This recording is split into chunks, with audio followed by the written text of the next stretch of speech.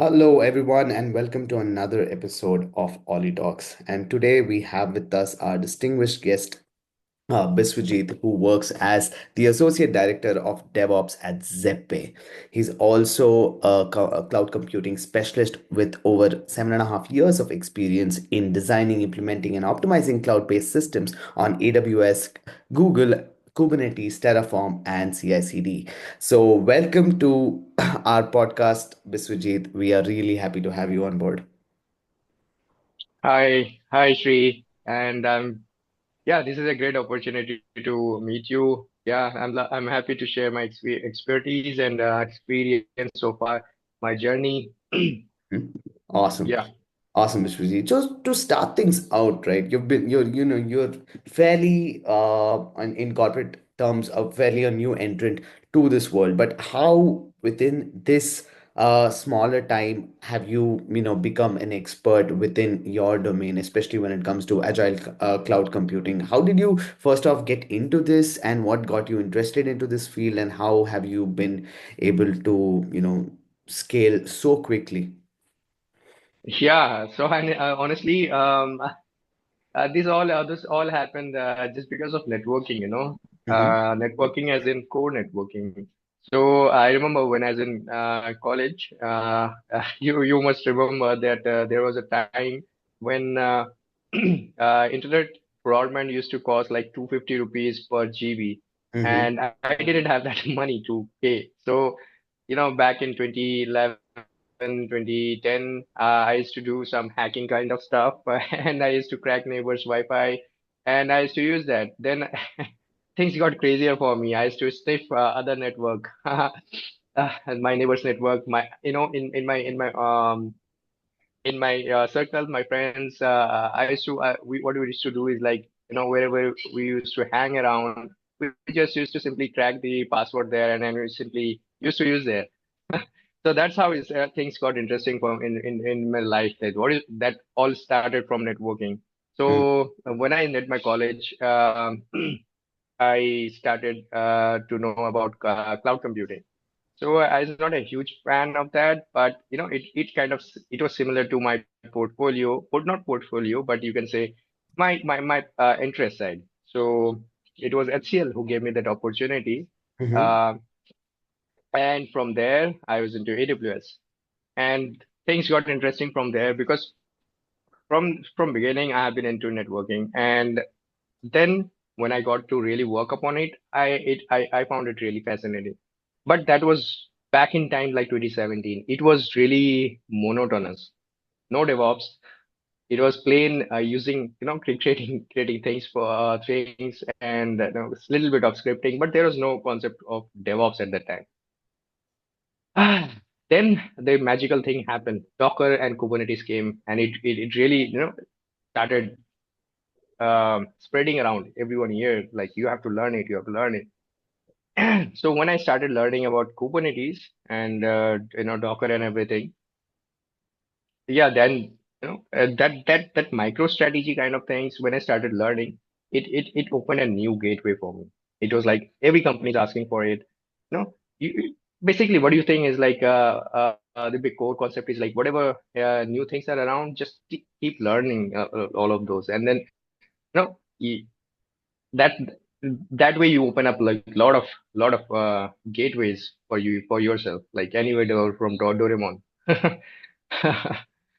So yeah, that's how it started. And then I got into a side project that was like Germany. It was a German company, and Mm-hmm. another thing that I learned from my experience is like never say no, never ever say no. If somebody asks for your help, try to understand it if it's going to benefit for you yourself or not. So the German company, I was already working in India, and the German company wanted some help from me. It wanted observability, it wanted monitoring. I said yes. I said yes, and that's where the real life-changing thing started happening in my life. So I provided them open source tools, Mm-hmm. Grafana. I provided them alerting and all black and it was like I think in the 2020s. Mm-hmm. and that company gave me the lead of DevOps role. And that was like there it was, very open for them. Like, yeah, you want to work like do a dual employmentship or anything like that. Yeah, I did it. Uh, and then all started from observability. Hmm. It is a really important thing in every organization. Everyone wants this. Like DevOps, yes, they want it. Yes, cloud infrastructure, yeah, they want it. If once everything is, stable, the last thing that everyone wants is observability and monitoring. Right. That is the core concept of, infrastructure business. Hmm. You have to understand what is happening around your infrastructure. What are the things going around? Cost, how much you are paying for it per particular thing. If anything is goes wrong, you need alert, advanced alert, or you have to give them a pre-alert or something like that. Something is there is a huge congestion or in traffic. You have to give this a kind of insights to make that infrastructure always reliable, robust, and available for everyone. And that's the core responsibility of a DevOps engineer or a site reliability engineer or a cloud architect or anyone.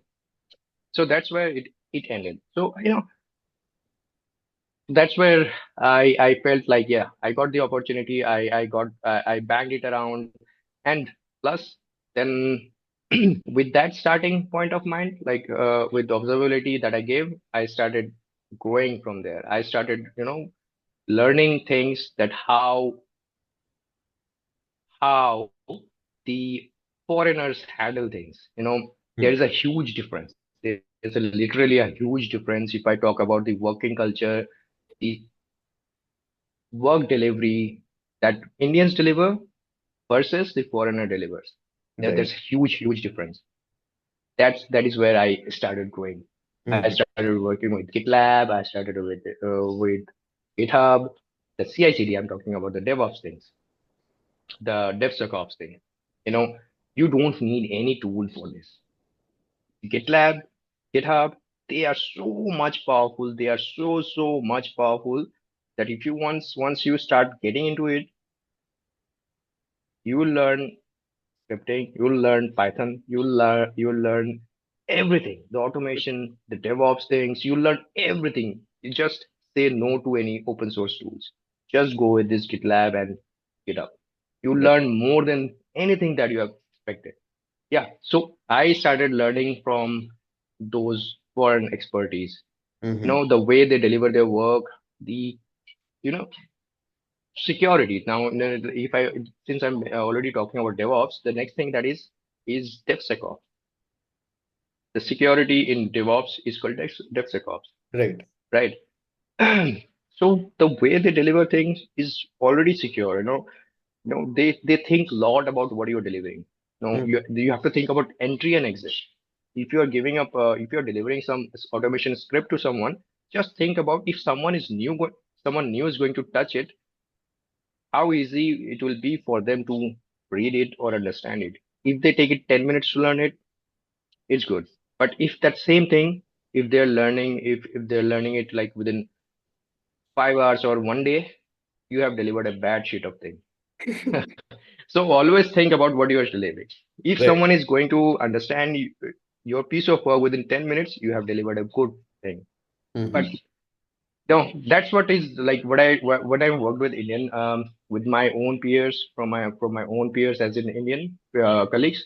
I see they only believe in delivering. They don't think about the exit yet. Hmm. The exit has to be smooth as nothing. It has to be smooth. Right. Yeah. By this way, this kind of expertise, this kind of working culture, when I started learning, it gave me a good pace in my own career. Hmm. The way I've delivered things to then my next organization, more organization, it was really awesome. Right. I know you must be interested in knowing what was the biggest project that I've delivered so far. Right, right. Right. Before we get into that, Biswajit, I think we accidentally stumbled upon a very interesting point that I would love to, harp on a little bit more longer. That is the essence of networking within, an engineering professional's career, right? Like I think you landed a lot of your good gigs because of that habit that you've had, that you want to network with people, you want to network with industry experts, and you have landed a lot of projects, and that is essentially how you became the expert you are today. So to our listeners, could you please lay emphasis on why this is so important, why networking could actually build or be the foundational blocks of a rather flourishing career. Yeah, that is very yeah, that's a really interesting thing that you have picked up from my conversation. So thing is like yeah, when I talk about the networking, there's two differences. The one networking is the technological networking, and other networking is the peers. You have to grow your network. You have to deliver things for them. You just don't connect with them. You build collaborative approach with them. You think about them, what they want, or if somebody is asking for you so anything, just say yes. Just think about it, take some time, and say yes.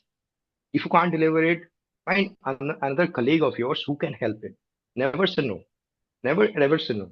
If like I remember, like I just mentioned that the German company that I was talking about. Right. Similarly, I had other projects also. So like I'm from DevOps. I don't know anything about like developing an application. But still, I never say yes. I never say no.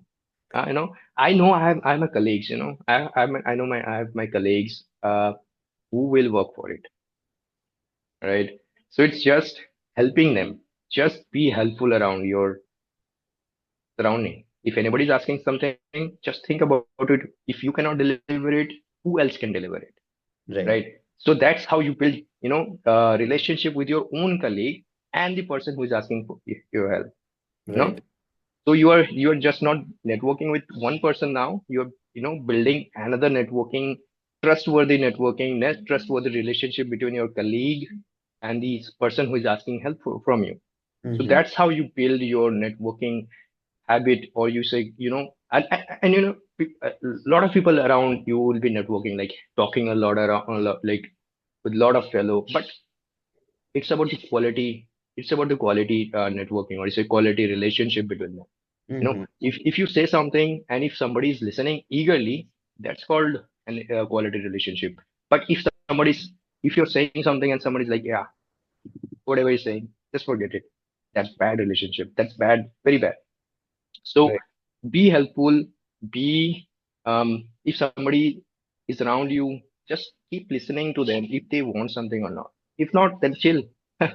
Just you go and hang around, have some quality time. That's it. But if somebody asks for help, just think about it, and if you can deliver it, it's good. If someone else from your colleague can deliver it, say yes. Right. Just say help. Just help them. Right. Right. Right? But considering that, developers are inherently a very shy breed of people who like to keep it to themselves, who are more inclined towards systems than other human beings, what are the best ways they can approach networking? You have communities, you have LinkedIn, you have a lot of tech conferences that happen year round. Perhaps if these many would not suffice, what would be the other better ways to put themselves out there in a rather natural way? Natural way. Okay, so you mean if the jack is you don't get the jack from LinkedIn or any social media platform, so you are saying the what will be the natural way apart from this? Yeah, I mean, not social media, that's just LinkedIn or any other place, but even events, that would still require you to physically go up to a person and talk to another person. But if for those who are rather shy or conservative, what other platforms are there, perhaps online itself, where you can share each other's work, or peer review each other's work, and kind of get in touch with good industry experts? Yeah. So that so GitHub, GitLab, open source projects, just just look for them. You know, you'll find good. It's a very niche side, you'll say. Okay, Hmm. niche side as in so you can build your relationship with following some open source project. Like if you're working on Terraform. or you're working with some Helm charts, or you're working on piece of automation on cloud, say or something like that on GitHub or GitLab. This open source platform, you'll find a lot of things, and you'll find communities there. You'll find you'll find what do you say? Um, like a problem set there and discussion is going around. Just follow them. Like just follow them. Just don't pick up the solution and go home and solve your own problem. If you have delivered another good piece of work from there, go back to the community and give back things, and you will find good people following you. Mm-hmm. Mm-hmm. So that is I'll say this is this is more of a habit of quality habit. It's a quality habit. So if you don't do it, it's good. If you do it, you'll find good people around you. Right, right. And on the topic of giving back, Biswajit, so given that you are at a leadership role within your company, what's your take on giving back to the open source community? So I was listening to I mean, like fintech solution providers CTO talk about this, and he noticed that when we look at the enterprise arena, especially Indian-based companies, they see that as much as these people like to take from the open source community, they're not really much into giving back to the community. That is not something that companies are okay doing, or they don't have just the bandwidth to do it. But where do you see, how do you lead the show within your companies, or the set of team that you lead? Do you encourage them to give back, and what's your whole thought process about this?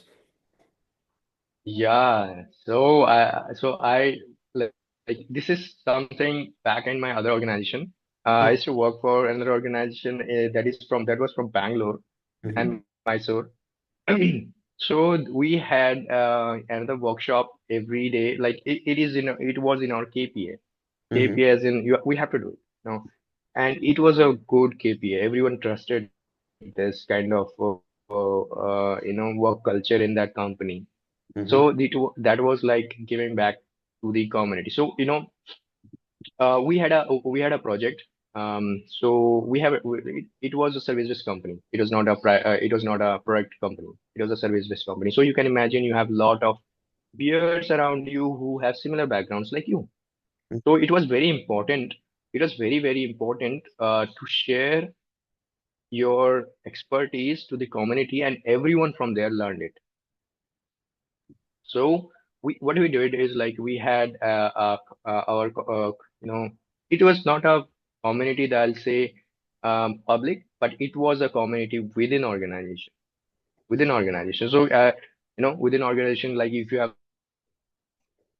like 500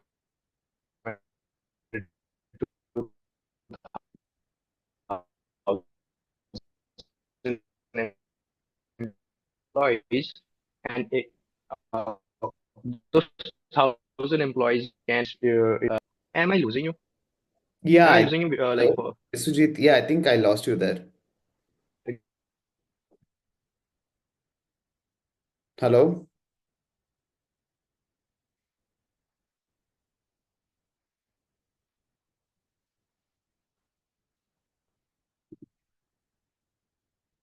Am I audible?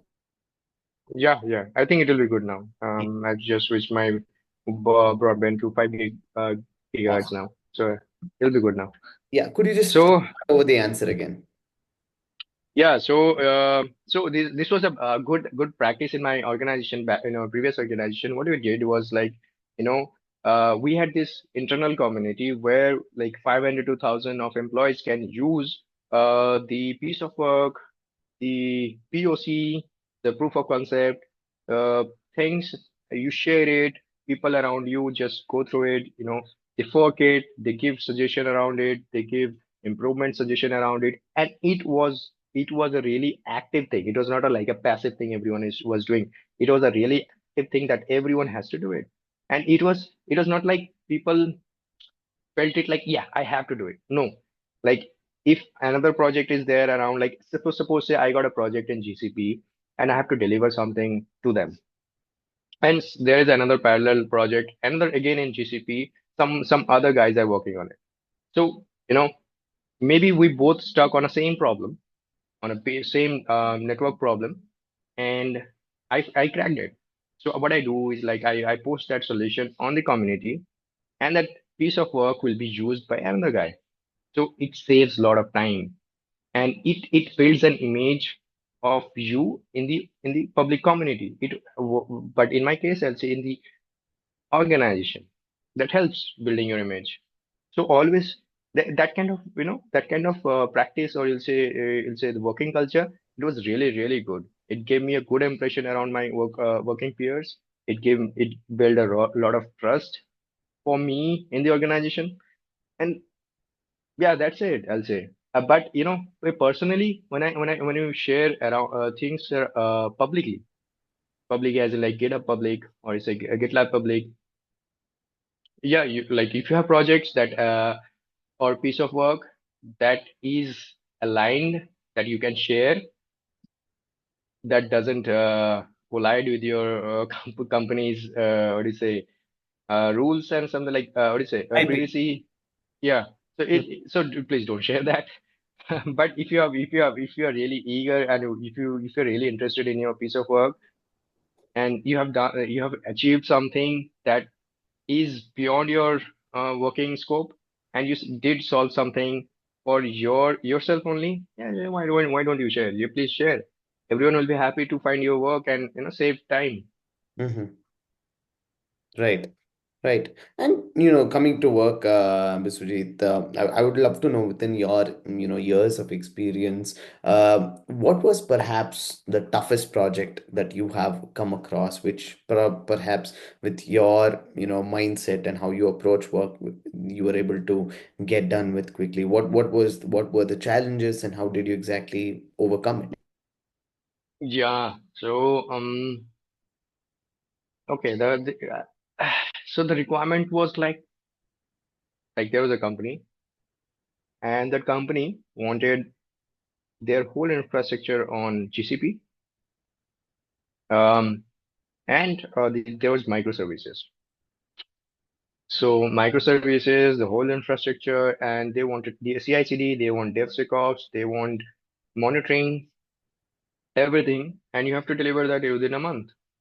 And that was a really piece of thing that it takes a lot of time. When you think about microservices, the design of the architecture of microservices is still complicated.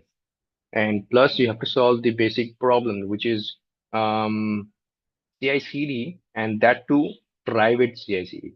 It's not like when you deliver something in to a project, you have to think about uh, the what do you say the private isolation of the project itself. Like everything has to be private, and when you build private, things get more complicated, because you just don't play around. You think professionally. You think more what do you say like wide industry standard principles, right? So that kind of project was a really a big thing for me. And that was not the expectation. The expectation was this whole solution was going to be public around my own organization. Everyone was going to use it. So this kind of project, it takes 6 months on an average, and that was expected for me to deliver within 1 month. So solution was you know I sat around with my colleagues, and I worked upon a solution, that landing zone. Again, I was not like building the whole solution by myself. I took help from Google, again, from the Google GCP GitHub community. So I found a lot of Terraform projects from there.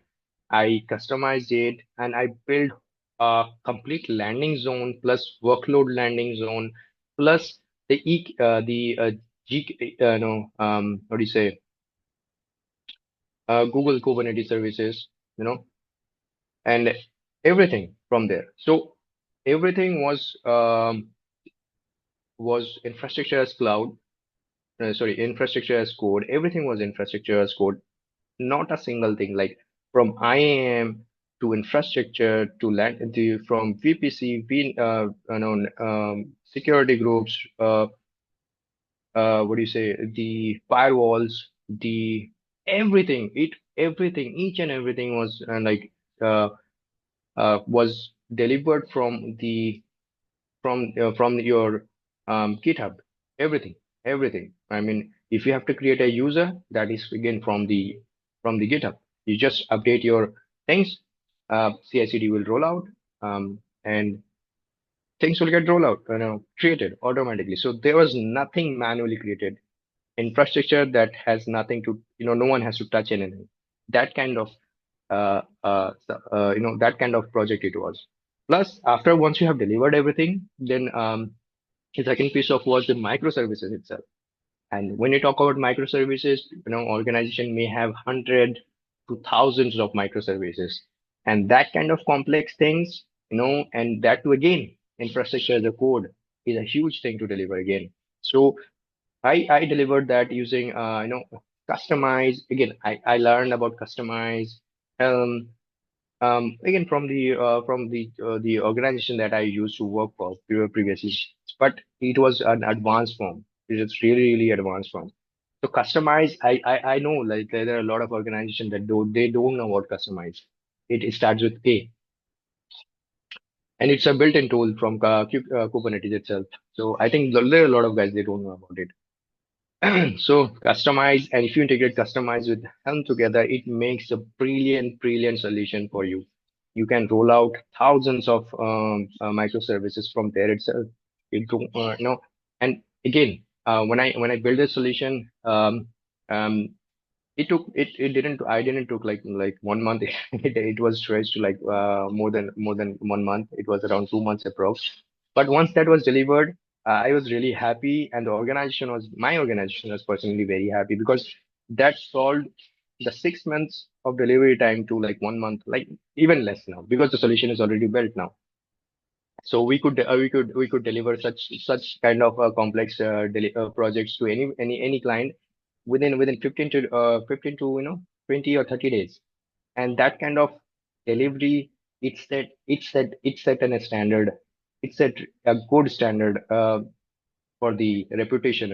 It was yeah, that kind of thing. It was a very good reputation for the organization. Mm-hmm. And the last piece of work is the observability. You know, Right. my personal favorite of the observability tool is Grafana, Prometheus. Rancher. I know Rancher is uh, third party. I don't like it. Yeah, Grafana is also itself a third party, but Grafana is like it's a good piece of work done Mm-hmm. by these guys. But yeah, so whenever I delivered yeah, again, Grafana and Prometheus, and you say Thanos and all. When you integrate all of this, again, that was again converted to infrastructure as code. Everything was delivered from the repository. So there's no piece of work that anybody was going to do manually. And that was, when this was said to the clients, that no one has to touch anything. You just have to go to your GitHub. Your developers are going to, GitHub or GitLab. Just from there only, your infrastructure is going to get rolled out. Or so if you have to make changes, you have to add another service to your microservices, add any user with specific permission. Everything was from there. Everything. The CI/CD visualization is from there. Nothing is up. No one has to, touch anything apart from the GitHub or GitLab. And when this was presented to any client, they were like, yes, we needed this kind of solution. So that was a really piece of, a good piece of work for my achievement, I'll say.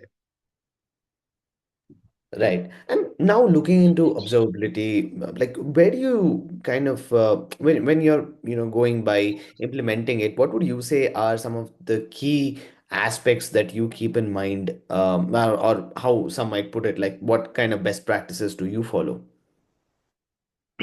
Best practices. Um, it really depends, because When I talk about Grafana and Prometheus, yeah, these are good tools, but there are better tools around, but those are licensed. You know, and there are Like organizations. more like in general, how do you go by implementing it? Say you found, I mean, how do you go by finding the right tool? What are the factors that people should be analyzing? What kind of features should they be looking out for? I'm looking at more on the broad sense of things. And when we are Oh, implementing, how do we implement it? What kind of people should we get involved into this? How do we make it as seamless as possible and ensure, that we get the most value for the dollar. hmm. Yeah, it's a very, very, very, you know, valuable thing to deliver for any organization because observability gives the real usage, the real story behind your infrastructure. It gives the real uh, information that any business would like to see. Like, yeah, if we have this infrastructure, how much percentage is used? If this infrastructure is there, then how much money we're really paying for what we're using, and how much money we're spending that we're not using it, not even using it. That kind of observability makes really sense. And plus, it how many alerts you got, incidents you got, um and how many of them are resolved on time, how many incidents made your infrastructure down and unavailable for the public, or you say for the real users. So that kind of observability makes sense. And plus, there is another observability that is a little bit technical, we'll say, that how your infrastructure is really connected. I'm talking about mesh services, right?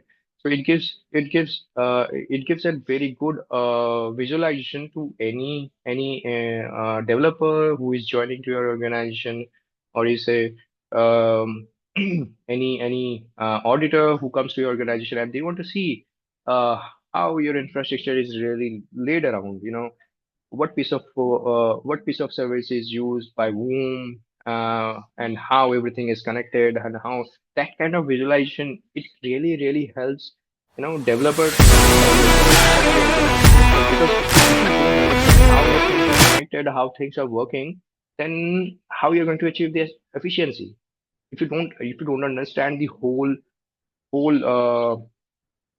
you say the layout of your infrastructure, how they are communicating between them, then it becomes really difficult for to achieve efficiency. So yeah. So when I'm talking about like observability, first thing is infrastructure. First thing, when you talk about infrastructure, is like how much percentage is really used, like CPU memory, disk usage. These are very basic, and this really, really hampers your infrastructure on a first thing. You know, CPU is high, memory is out, memory is out, or disk is full. Gone. Everything is gone. Your server is gone. There's a slight downtime, or maybe not, but that hampers a lot your like availability of infrastructure. And that points uh finger to you and says like, yeah, you are site reliability engineer, and what happened now? Our site is down. So yeah, so you have to make sure that, yeah, your site is never down. So when you build an observability solution for any organization, you have to think about the alerting as well. You have to think about when do you want the alert. Like 80% of your, whenever you get the alerts, you might think about, yeah, 80% has achieved, yeah, so I need alert right now. And so when you get the alert that, yeah, your particular machine has reached 80% of CPU or memory or disk, you have to take some action. You just proactively create an incident, and it might go to another team, or you may or yourself take care of it and increase the resources as per the need, right? Or if something is happening with the server itself, you can just check the logs. Or if some ransomware attack or if a malware attack has been going on, you can simply understand by this. So this kind of things really help. Once you have achieved this, second thing is the costing monitoring, right? Like, so you have, like, a lot of organization have infrastructure on cloud like AWS, GCP, Azure, or Oracle Cloud. Thing is like everyone over provision it. Everyone over provision it. So what it means is like you need uh, they have deployed like say 200% of what they really need. For example, they need 100 core of CPU and 1000 GB of memory, or you say 100 terabytes of space, for example. But they over provisioned it. They provisioned it like 200 or 300 CPUs, too much, and nobody can understand how much you're really using it. And an observability tool that gives you this kind of insight that how much really you are paying for what you're using it. So, for example, we have recently deployed this using tools in like Grafana, Prometheus, and then it's like OpenCost. OpenCost is an open source tool that you can implement with along with your Grafana and Prometheus things, Thanos, and all of this. So this gives matrices like this, like how much cost you are really paying for and how much is you are really using for. Like these kind of insights really help to redesign your infrastructure. Um, think about how much you're overpaying to your vendors or you say billing partners, and this really kills. When your business says like, yeah, 50% of our money is just paid like for nothing, it really saddens them. So that kind of observability as a DevOps engineer, if you provide to your organization, you will get respect. Mm-hmm. Absolutely. Yeah, Absolutely. And when we look at the kind of things that we can do with observability to add value, right? So there's been a lot of hype around what AI can do for observability. And some might even say it's like the biggest trend of 2025. So what do you exactly see AI doing for observability? And is it hype or do you actually see value? I really see value. So in AWS, if I'm talking about AWS or GCP or Azure, they have marketplace, right? So Mm-hmm. they have marketplace, and in marketplace they have again tools or you say services. Like recently, I came upon it. One of that was Class.ai. So this is a really good tool. You just connect your clusters, for example, say database cluster or say EKS clusters, or say GCP clusters, whatever. You just connect them, and it will give you insight like uh, this kind of insights that similar kind of that I just mentioned about Grafana and OpenCost. It Mm-hmm. gives you how much you're over provisioning it. Like when I talk about microservices now, microservices really complicated.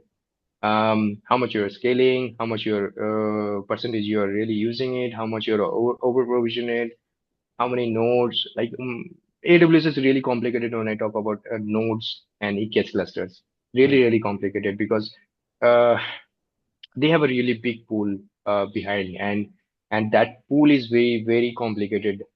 You have to understand what type of workload is best for best. You have to choose the nodes.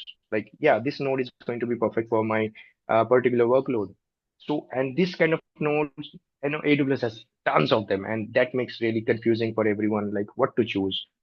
And this Cast.ai tool, observability, it's an observability and cost saving tool. What it does is like it it gives you the best node for you. Like you don't have to really research a lot that, yeah, I need this node or not. It will choose the best node for you in terms of cost, in terms of performance, and it will also, provision CPU memory to your particular pod.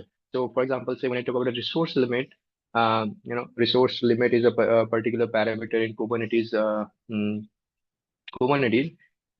So you have to set these things for your stateful set, or you say for your daemon set or your deployment, and sometime you over provision it. And this Cast.ai, what they do is this particular AI tool, what it does is like it automatically understand the trends in previous 30 days, 7 days, how much really this a particular deployment or pod has been really using it. And same amount of same amount of CPU and memory is provisioned to it. So whatever it needed from the it was using in in its history, same amount of CPU memory is given to it. and it has some there's a little bit of tweaks when there is a like a spike in your traffic in your traffic or something like that, it automatically adjusts. So I really think this AI and observability is really going to make this DevOps or infrastructure or everything more efficient, more efficient. You know, if I talk about the exit gate now, so just think about like yeah, you're over provisioning it and you're paying money to AWS or a GCP or anyone. But just think about the other thing, like how much electricity is wasted just because you have over provisioned things. How much like when it like CO2 you have been releasing just because of your infrastructure. So when you achieve these kind of things, efficient things, you are paying less, you are doing good for the environment, and you have built an infrastructure very efficient in terms of everything, in terms of organization, business, and in terms of environment. So I think AI is really going to improve things in future. Awesome. Awesome, Biswajeet. So I think with that, I must say thank you so much for your time today. We've learned quite a lot from your experience, and I hope our listeners also got, maximum value out of it. So I'd really like to thank you for taking out your time to be a part of this podcast. Yeah, yeah, same here, Krishan, Sri Krishan. So your full name is Sri Krishan, right? Yes. So So, yeah, so yeah, I'm really glad that we connected this way, and I'm really glad that I could share this expertise with you and the viewers of yours. mm, Uh, yeah, just one thing that I would like to say: never say no, never say no. awesome. Thank you so much, Biswajit. And to all the listeners out there, you heard Biswajit say it, don't say no, take up every opportunity that comes your way, and learn that's the best way to maximize your own potential. So, with that thought, I'd like to, thank you all for joining this podcast, and we'll see you in the next time. Thank you so much. Yeah, Bye bye. bye bye.